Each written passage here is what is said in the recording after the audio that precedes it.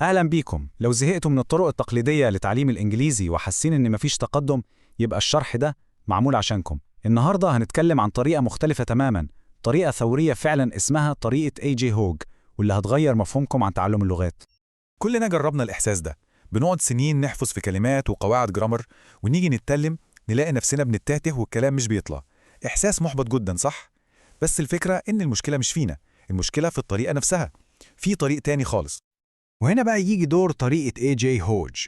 دي مش مجرد كورس إنجليزي تاني وخلاص، لا، دي تعتبر فلسفة ومنهجية جديدة تماما، كل تركيزها على هدف واحد بس، إن أي حد يقدر يتكلم إنجليزي بثقة ومن غير خوف. طيب، إيه اللي هنعرفه النهاردة؟ أول حاجة هنشوف إزاي الطريقة دي مختلفة. بعدين إيه هي مميزات الكورس ده؟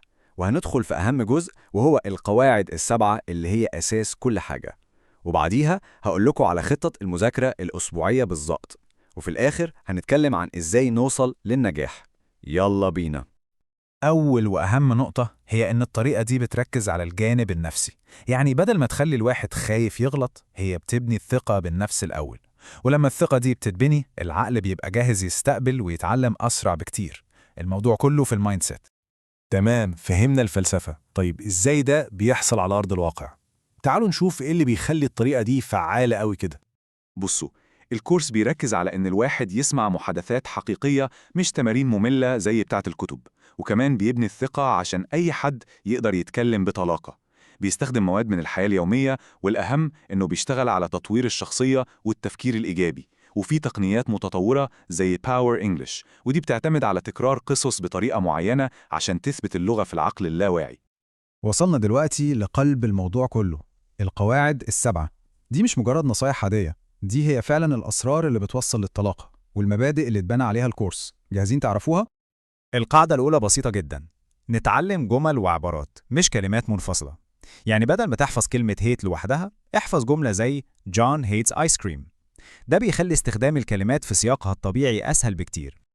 القاعدة دي ممكن تكون صدمة لناس كتير ما تدرسش جرامر. إزاي يعني؟ الفكرة إن التفكير في القاعدة وإحنا بنتكلم بيبطئنا وبيخلينا نتردد. ما تقلقوش، الجرامر هيتظبط بس بشكل تلقائي وطبيعي من كتر السمع والممارسة. القاعدة الثالثة: نتعلم بالسمع مش بالقراية. فكروا فيها كده، الأطفال بيتعلموا لغتهم الأم إزاي؟ بيقعدوا يسمعوا لسنين، وبعدين فجأة بيبدأوا يتكلموا. السمع هو أقوى أداة لتعلم أي لغة في الدنيا. القاعدة الرابعة هي التعلم العميق. يعني بدل ما تاخد 10 دروس بشكل سطحي، الأفضل إنك تركز على درس واحد بس وتكرره كل يوم لمدة أسبوع كامل، لحد ما تحس إنك هضمته تماما. التكرار هنا هو سر الإتقان. القاعدة الخامسة دي عبقرية بصراحة. هتسمع نفس القصة كذا مرة، بس كل مرة من وجهة نظر شخص مختلف أو في زمن مختلف زي الماضي أو المستقبل. الطريقة دي بتخلي العقل يستوعب الجرامر بشكل لا واعي ومن غير أي مجهود في الحفظ. القاعدة الستة: لازم نستخدم مواد حقيقية، يعني ننسى الكتب المدرسية التقليدية ونسمع بودكاست، نتفرج على أفلام، نقرأ مقالات. لازم نتعرض للغة اللي الناس فعلا بتتكلمها في حياتهم اليومية. وآخر قاعدة هي استخدام قصص اسمع وجاوب. هنا بدل ما الواحد يفضل يكرر الكلام وخلاص، بيسمع قصة والمدرس بيسأل أسئلة بسيطة وسريعة عنها. ده بيجبر العقل إنه يفكر بالإنجليزي ويرد بسرعة. تمرين قوي جدا. طيب، عرفنا القواعد، نطبقها إزاي عملياً؟ هي دي خطة المذاكرة الأسبوعية اللي هتحول القواعد دي لروتين يومي فعال. الخطة بسيطة ومباشرة. أول حاجة، اقرأ النص واعرف الكلمات الجديدة. تاني حاجة، اسمع الملف الصوتي كذا مرة. تالت وأهم خطوة، تفاعل مع قصة الأسئلة وجاوب بصوت عالي. رابع حاجة، كرر كل ده كل يوم لمدة أسبوع على نفس الدرس.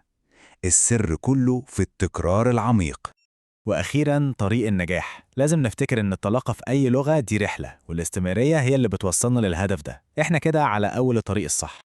وعشان نضمن المجاح، الوصفة السحرية هي نلتزم كل يوم، نمشي على الدروس بالترتيب من غير ما نفوت حاجة، نتفاعل بجدية، نكرر الدروس، والأهم من كل ده نصبر. كل خطوة بناخدها بتقربنا أكتر للهدف. متحمسين تبدأوا؟ لينك الكورس هتلاقوه في الوصف تحت. دي فرصة حقيقية عشان تغيروا طريقة تعلمكم للإنجليزي للأبد.